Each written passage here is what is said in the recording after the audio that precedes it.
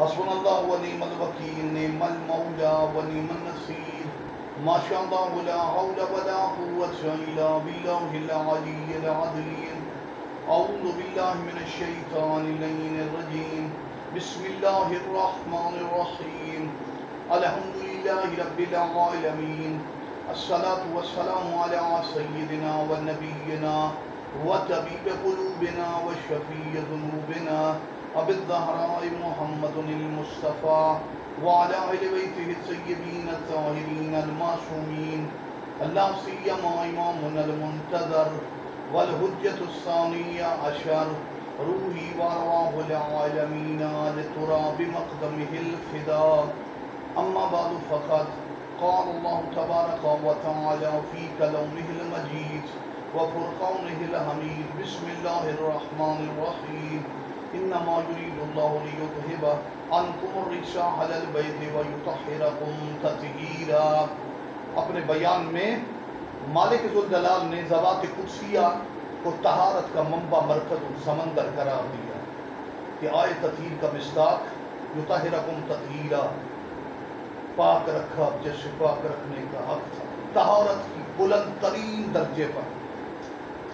تو ان ذوات قدسیہ کے قریب ہونے کے لیے یہ شجرہ طیبہ کا عظیم ستون اور تنا ہے، ان کے قریب ہونے کے لیے کبھی ان کی شاخوں کی طرف بھی جانا پڑتا ہے، بس وقت درخت سے مانگے تو پھل شاخوں سے ہی ملتا ہے۔ تو ان ذوات قدسیہ پاک خاندان کے عظیم ذکر کے ساتھ یہ عرض کرنا چاہتا ہوں کہ ان کی یہ کمالات کے میں بلند تھے، معصوماً عن الخطا ہستیاں تھیں، اور انہوں نے جس ہستیوں کی تربیت کی وہ بھی عصمت صغریٰ یا محفوظ عن الخطا تھی۔ آج مختصر تذکرہ ہے، شیراز میں، ایران کے شہر شیراز میں شاہ چراغ، جن کا نام احمد بن موسیٰ کاظم ہے، ان کو شاہ چراغ کیوں کہتے ہیں، وجہ آج ہم یہی بیان کریں گے۔ یہ ملنے آئے امام رضا علیہ السلام کو حجاز سے عراق، عراق سے پھر ایران، پھر اس طرف جب آئے شیراز کے علاقے میں، تو دشمن تو آل رسول کے تھے، شیطان نے ہر جگہ پر اپنے چیلے، آل محمد کے دشمن شیطان کے چیلے ہوتے لگائے ہوئے تھے۔ تو شاہ چراغ جن کا آج مزار ہے، بہت بڑا وسیع حرم ہے شیراز کے وسط میں، علاقہ دار القرآن، کیا بات ہے، جس جگہ پر ان کا مزار ہے اس علاقے کو دار القرآن کہتے ہیں۔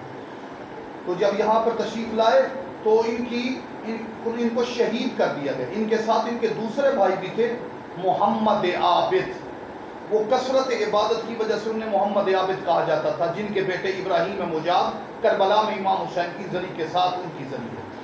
تو احمد بن موسیٰ کاظم جن کو شاہ چراغ کہتے ہیں، جیسے کہ کتاب میں نے پڑھا کہ جب وہ شہید کر دیا گیا، ان کا جسد اطہر وہاں پہ موجود تھا۔ رات کے وقت کوئی ایرانی وہاں سے گزر رہے تھے، چونکہ ایران کا علاقہ تھا، تو انہوں نے دیکھ کر کیا دیکھا کہ جسد اطہر سے لائٹیں نکل رہی ہیں، روشنی جو آسمان کی طرف۔ تو اس ایرانی کے منہ سے بے ساختہ نکلا، شاہ چراغ، شاہ چراغ، شاہ چراغ۔